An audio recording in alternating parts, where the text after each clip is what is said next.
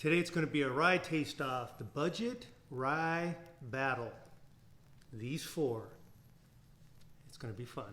I love ryes.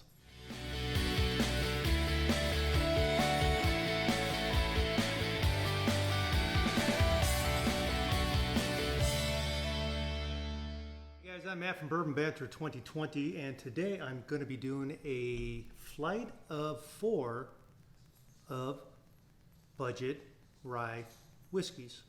And what I mean by budget, this is going to be under 35 bucks for all these things. I'm going to break down the price real quick. For the Old Forester is going to be under 25. Dickle's going to be about 25. Sazerac's going to be under 20 and under. And the one that kind of lifted that price up to 35 and under is probably about 35 bucks, give or take. So this is the most expensive one out of this whole flight. And I'm going to break the flights down into 3 sections. I got another flight after this. It's going to be the $40 to $70 range. And then another flight of the high-end, expensive, knock your socks off rye, 80 to 180 bucks.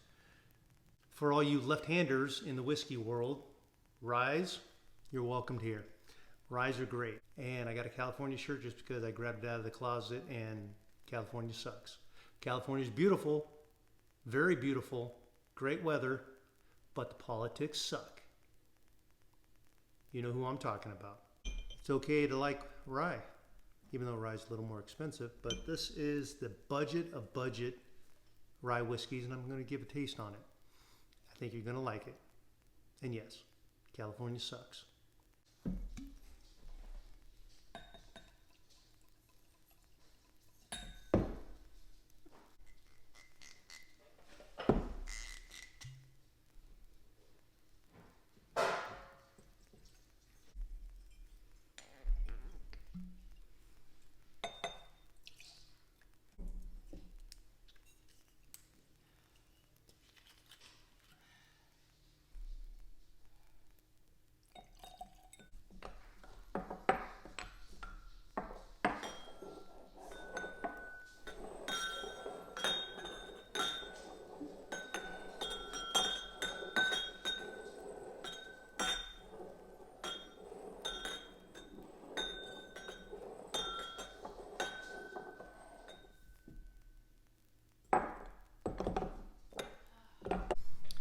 This is the Rye Whiskey budget flight.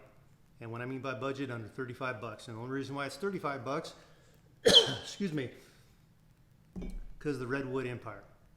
So, like I said, winners of this gets to move on after I do round 2 with the 40 to 70 and round 3 of the 80 to 180. Then we'll have a showdown of the best ones out of all 3.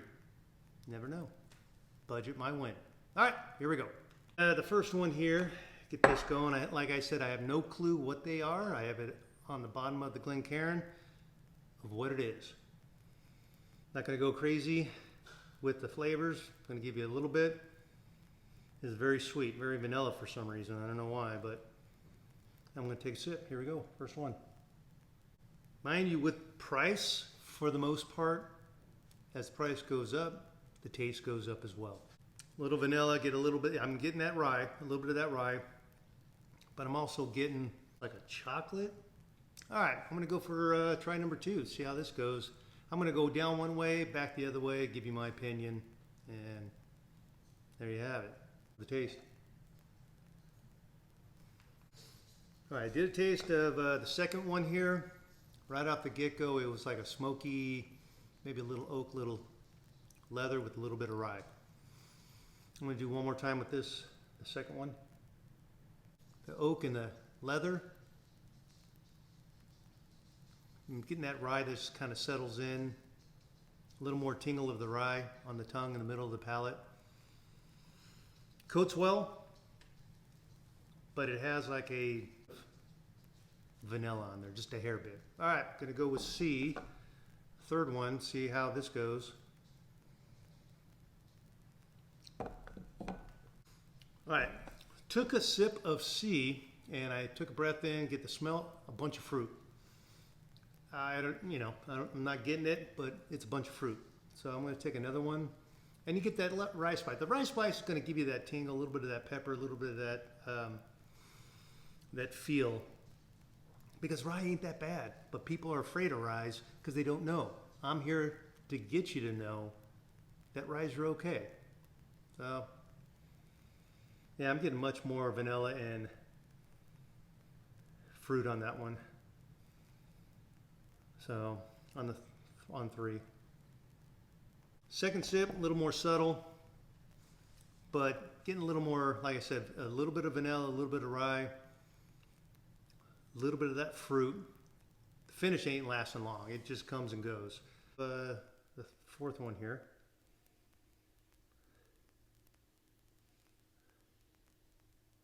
I'm going to go for the taste because whiskey's meant to drink, not to smell.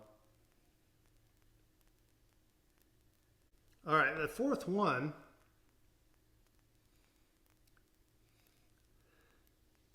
Very floral and citrus, a little fruity, light citrus, I would say. But it does have a kick of the rye spice really comes out mid-palate. You really taste it. I'm going to do it again here. Yeah, on that one, a lot of pepper on it. A lot of pepper. I'm going to let this thing kind of settle a little bit. And that pepper oak and the light fruit citrus type to it. But I'm going to run down, like the Dickel, it's 90 proof. It's a rye whiskey. I don't know the mash bill. Old Forester, screw top, that's 100 proof.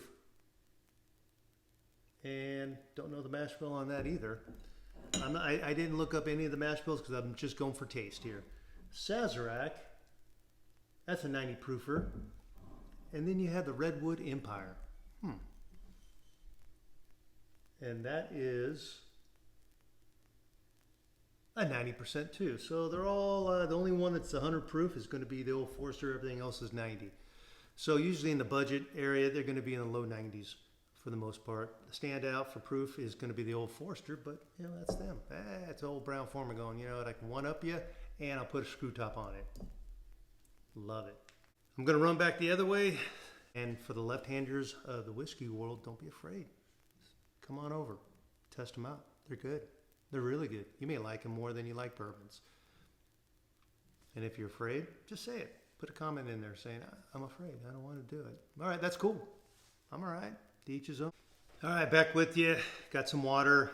Rinse my mouth out. Going to go back D to A and see what we got. And I'm going to put the two out that I really like and do a head-to-head. Oh, fuck. Here we go. D.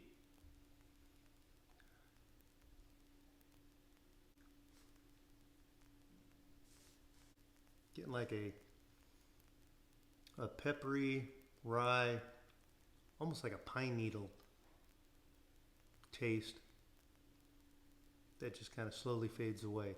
Not a lot of oak, not a lot of leather, not getting it. So that's good. I'm just going off taste. I'm not trying to guess, but I got a feeling. So I will give my guesses on what there is after I decide. Number 3 or C, whatever you want to call it. Kind of sweet. See, getting the little bit of vanilla up front. Like I said, it's not going to be cooking or massive volume turned up on the flavor going back. Getting a little bit of oak, that rye, as it kind of sits back there. A hair bit of oak and a hair bit of leather on that one. So, yeah, no, it's good. They're all good. I'm just trying to pick my favorite. Yeah, I know. It's going to be hard. All right, B or 2, whatever you want to call it. A lot of light fruit on that one. All right, here we go. B is good, but I think it's lacking a little bit. You get a hair bit of vanilla up the front, on the front there of the palate as it goes through. Not really a whole lot of transition mid-palate on that. Not great. Kind of settles in on almost like a pepper rye on the back and slowly fades away. So the depth isn't there. It's good. So far that's number 3. I might put this number 4 so far. So I'm going to clean my palate one more time, get A, see what I think. All right, here we go. A. I'll have to make some decisions here. I know exactly what this one is. Exactly. That one, I smelled it, and right off, just a stab right off the front of the palate. That's going to be the Old Forester. Got a little banana. Old Forester's known for getting a little banana in there. And that banana transitions mid-palate. It goes from banana to vanilla, mid-palate, a little bit of that rye. That's kind of soft. Still, with the vanilla in there. As it kind of settles in there.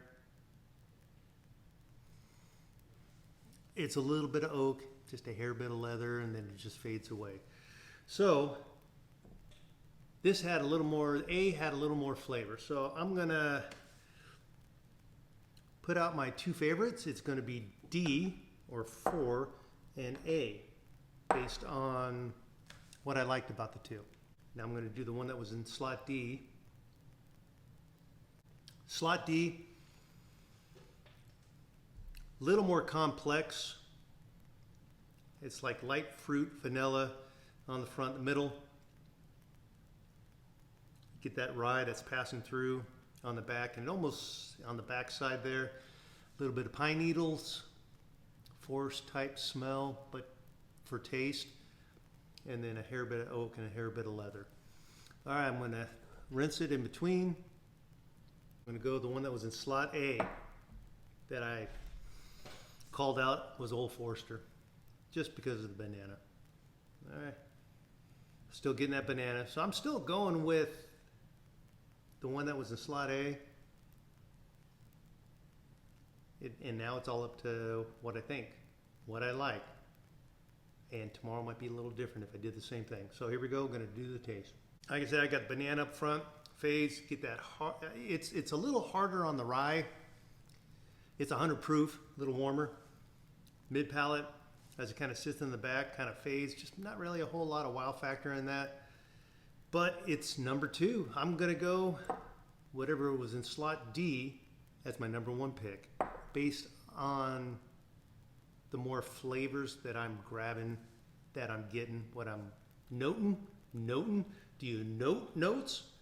But with the A, I'm almost 100% certain that's going to be the Old Forester, based on the flavor profile of Brown Foreman, a little bit of that banana. It's great up front, but on the back, it's harsh, kind of harsh with the rye, kind of settling in. D is a little easier from start to finish. And before I reveal it, as if these things were put back in, so D is number 1, A is number 2. I'm going to go Redwood Empire for D, Old Forester A, and between B and C, which now I've totally forgotten, I got a chance of, I'm going to go C being Dick, man, let me see.